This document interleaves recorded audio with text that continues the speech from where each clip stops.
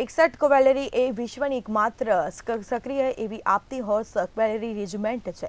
ઘોડેસવાર ટુકડી પ્રજાસત્તાક દિવસમાં ભારતના રાષ્ટ્રપતિની સુરક્ષામાં પણ તૈનાત હોય છે અને આ રેજિમેન્ટ હાઇફાના યુદ્ધમાં પણ સામેલ હતી. તમે ભારતીય સેનાની બહાદુરીની ઘણી વાતો સાંભળી હશે.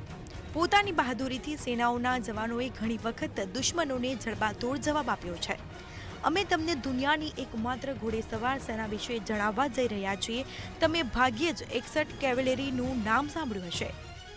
જ્યારે પણ તમે ભારતના રાષ્ટ્રપતિને પ્રજાસત્તાક દિવસ અને કેટલાક ખાસ પ્રસંગે પ્રવાસ કરતા જુઓ છો, ત્યારે તેમની સાથે અશ્વદળ હોય છે અને આ ઘોડેસવાર ટુકડી પ્રજાસત્તાક દિવસના અવસર પર ફરજ માર્ગ પર પરેડમાં રાષ્ટ્રપતિનું નેતૃત્વ કરે છે.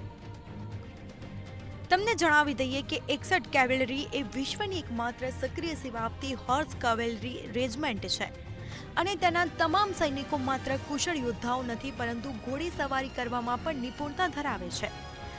આ રેજિમેન્ટમાં રાજપૂત, કયામખાની અને મરાઠા સૈનિકોને તેમની મૂળભૂત લશ્કરી તાલીમ બાદ 61મી કેવેલરી રેજિમેન્ટમાં મોકલવામાં આવે છે અને આ રેજિમેન્ટમાં જોડાવવું એટલું સરળ નથી. ઘોડાઓને 61 કેવેલરીમાં જોડાવા માટે સૈનિકોને જેમ સખત તાલીમ આપવામાં આવે છે અને રેજિમેન્ટમાં જોડાવા માટે ખાસ પ્રકારના ઘોડા પસંદ કરવામાં આવે છે.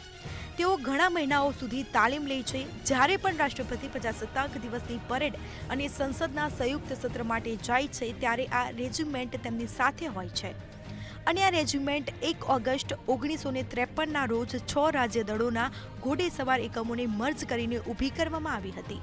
આ રેજિમેન્ટે અનેક પ્રસંગોએ પોતાની બહાદુરી બતાવી છે. સૌપ્રથમ 1918માં હાઇફામાં ઓટોમન સામ્રાજ્યની સેનાનો પરાજય થયો. રેજિમેન્ટના સૈનિકો અત્યાર સુધીમાં 12 અર્જુન એવોર્ડ અને 1 પદ્મશ્રી એવોર્ડ જીતી ચૂક્યા છે. તેને કુલ 39 યુદ્ધ સન્માન પ્રાપ્ત થયા છે. બ્યુરો રિપોર્ટ, મંતવ્ય ન્યૂઝ.